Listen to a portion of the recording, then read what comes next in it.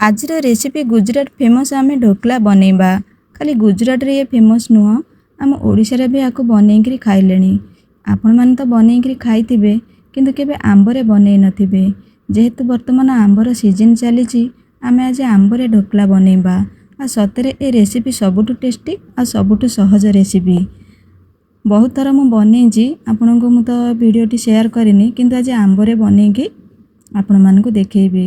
थरे भी आपण माने आंबरे बनईकरी खाइले तार स्वाद जानि परिबे आ बारंबार बनईबे। एटी सब आंब गुड़ाक धोईकी मु ताकू रस गुड़ाक तार बाहर कर दउची। तीनोटी आंब मु एटी नेइची, मु मो हिसाब रे नेइची।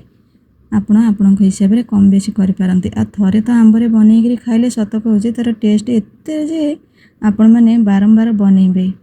आंब को रस गुड़ाक मु बाहर कर देकी ताकू मु चिकन करी पेस्ट कर दउची। आ गोटे गिना मु एठी नेइची बेसन।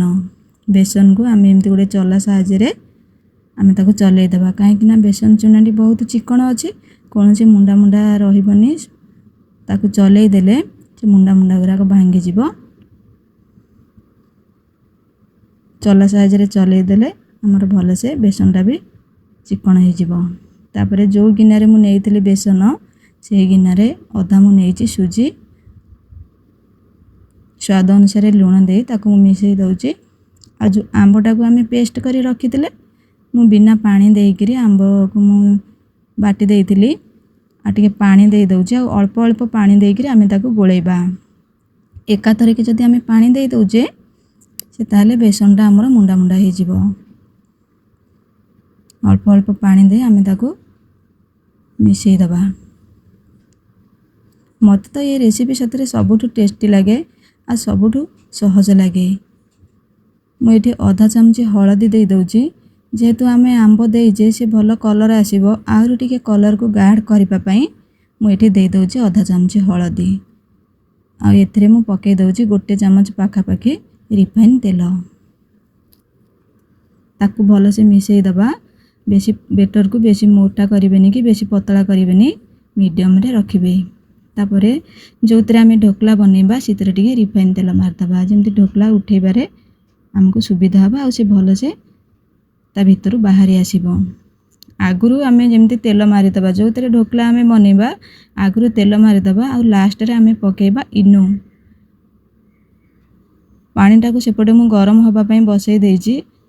गोटे साइड रु ही आपण माने गोळैबे, एपट सेपट करिवेनी। इनो पकेइकरी गोटे साइड रु गोळैबे आ सांगे सांगे बेटरटी दे देबे। आ रखिबेनी, सांगे सांगे बेटरटा देइकरी आमे बसई दबा। तळु टिके आमे प्रेस कर दबा जेमती किछि भी एयर थिले से बाहरी आसीबो। ढोकलाटी हमर सुंदर भी देखा जिवो। एपटे पानीटा भी मोर ताती गलानी। ताकू गोटे स्टैंड थोइकरी मु बसई दउची। आकु 15 रु 20 मिनिट पर्यंत मीडियम आंच रे। तापरे आमे देखिबा। वाओ, आपण माने देखिकरी ही जानि पारथिबे ढोकलाटी केते सुंदर हेजी। ता मझिरे गोटे छुरी के टूथपिन हो देखिबा। जदि भी लागुथिबो ताले ढोकलाटी हमर हेइनी आ किछि भी लागुनी। ढोकलाटी हमर परफेक्ट हो जाइए। ऊपर आम टिके पकई दबा लंका। मु एथिरे अदा देनी कि लंका देनी, आपण चाहिले अदा दे परिबे। अदा मु एथिपई देनी जेहेतु आम आंब पकईचे ता टेस्टटा बोध हुए खराब हो जिवो बोली मु सेथिपई अदा पकेनी। आपण माने चाहिले अदा कंचा लंका दे पारंती। देखंतु केते सुंदर भी देखा जाउचे, केते जालीदार बनिचे हमर ढोकला। ताकू आम टिके कट कर दबा। लंका गुंडा टिके भल देखा जिबा पई मु एठी पकेइची। आ मु लंका भी मु आगुरु देइनी। आंब भी एमतरे भी हमर मीठा अछि। मु आगुरु प्रथम रु भी कहिची खट्टा खट्टा राग राग मीठा मीठा ढोकला हमर एठी बनुची। सब काटिकी आमे आधरे गोटे तड़का दबा। देखंतु केते जालीदार बनिची हमर ढोकला। पाटरे पकौ पकौ मिलै जिवो। बिना झिंझट रे आमे गोटे टेस्टी रेसिपी एठी बनाउचे। एठी मु सोरिष तेल देइची तड़का दबा पई। आ सोरिष पके दउची। अल्प टिके हेंगु पकौची। कंचा लंका मु दउची आ भुरसंग पत्र। तापरे मु आधा पानी दे दउची। गोटे छोटो ग्लास कप खंडे हबो ମୁଁ ପାଣି ଦେଇଛି, ଟିକେ ଲୁଣ ପକାଇ ଦେଉଛି ଆଉ ଗୋଟେ ଫାଳ ଗ୍ୟାସ୍କୁ ମୁଁ ବନ୍ଦ କରିଦେଇକରି ତା ଉପରେ ଦେଇ ଦେଉଛି ଗୋଟେ ଫାଳ ଲେମ୍ବୁ ଚିପୁଡ଼ି ଦେଉଛି।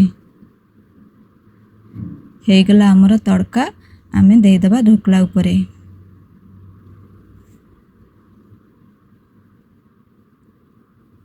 ଭିଡ଼ିଓଟି ଆପଣମାନଙ୍କୁ କିପରି ଲାଗିଲା ମୋତେ କମେଣ୍ଟ ବକ୍ସରେ ଜଣାଇବେ।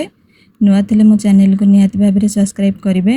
ଆପଣ ତ ମୋ ଭିଡ଼ିଓ ଦେଖୁଛନ୍ତି, ଲାଇକ୍ କରୁନାହାନ୍ତି, କମେଣ୍ଟ ଦେଉନାହାନ୍ତି, ସବସ୍କ୍ରାଇବ୍ ବି କରୁନାହାନ୍ତି, ଯାହାଫଳରେ କି ମୁଁ ଆପଣଙ୍କୁ ଧନ୍ୟବାଦ ଜଣାଇବି। ରେଡ଼ି ହେଇଗଲା ଏଠି ଢୋକଲା। ମୁଁ ଏଠି ଦହି ସହିତ ଢୋକଲାକୁ ସର୍ଭ କରିବି। ଆଉ ଦହି ସହିତ ଖାଇବାକୁ ଢୋକଲାର ଆମ୍ବ ଢୋକଲାଟା ସତରେ ବହୁତ ଟେଷ୍ଟି ଲାଗେ। ଭିଡ଼ିଓଟି ଆପଣମାନଙ୍କୁ ତ ନିହାତି ଭଲ ଲାଗିବ। ଆଉ ଆପଣମାନେ କିପରି ଢୋକଲା ବନାନ୍ତି ମୋତେ କମେଣ୍ଟରେ ଜଣାଇବେ। ବାକି ରହିଲା ମୋ ଭିଡ଼ିଓଟି ଆପଣମାନଙ୍କୁ କିପରି ଲାଗିଲା ମୋତେ କମେଣ୍ଟ ସେକ୍ସନରେ ଜଣାଇବେ। ରହୁଛି, ନମସ୍କାର।